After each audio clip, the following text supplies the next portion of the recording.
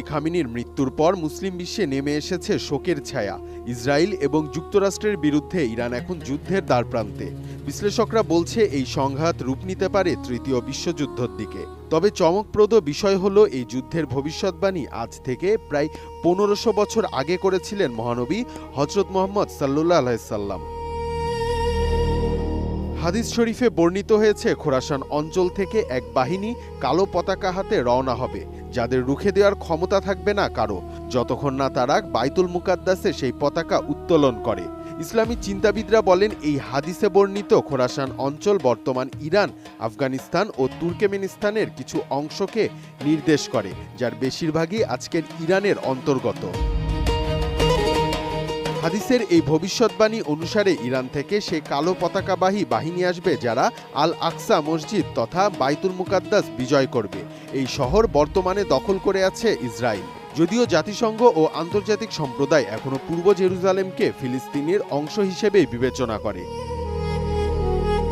Quality সম্পন্ন আন্তর্জাতিক মানের still bar CSRM, committed for better still.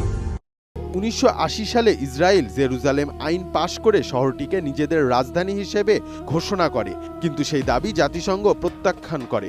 বর্তমানে আল আকসা সহ পুরো জেরুজালেমেই ইসরায়েলের দখলে রয়েছে। এ প্রেক্ষাপটে অনেকেই মনে করছে, হাদিসে বর্ণিত সেই যুদ্ধের বাস্তবতা কি সামনে এগিয়ে আসছে। মহানবী সাল্লাল্লাহু আলাইহি সাল্লাম আরও বলেছেন, যখন তোমরা খোরাসান থেকে কালো পতাকা আসতে দেখবে, তখন তাদের সঙ্গে যোগ দাও, কারণ তাদের মধ্যে রয়েছেন আল্লাহর খলিফা ইমাম মাহদী। ফলে ইসলামী ইতিহাসবিদ ও আলেমদের অনেকেই মনে করেন এই বাহিনীর নেতৃত্বে ইমাম মাহদী থাকবেন এবং যুদ্ধটি কিয়ামতের বড় আলামতের অন্যতম হবে।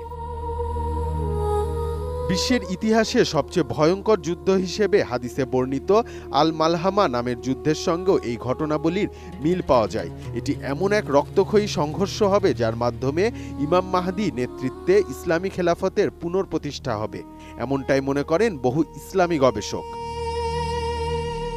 ইরানের বিরুদ্ধে ট্রাম্প এবং ইসরায়েল আবার সামরিক অভিযান শুরু করেছে। তাদের ক্ষেপণাস্ত্র হামলায় ইরানের সর্বোচ্চ নেতা খামেনি এবং ইরানের মন্ত্রী পরিষদের সদস্য থেকে শুরু করে নিহত হয়েছেন সাবেক প্রেসিডেন্ট সহ উচ্চ পর্যায়ে সেনা কর্মকর্তা। জবাবে ইরান যুক্তরাষ্ট্রের সামরিক ঘাঁটিতে পাল্টা হামলা চালায়। ইরান, ইসরায়েল এবং যুক্তরাষ্ট্রের এই পাল্টাপাল্টি হামলা এখন যে কোনো মুহূর্তে যুদ্ধে রূপ নিতে পারে। এই প্রেক্ষাপটে অনেকেই প্রশ্ন তুলেছেন, তবে কি আমরা কিয়ামতের শেষ অধ্যায়ের দ্বারপ্রান্তে চলে যাচ্ছি?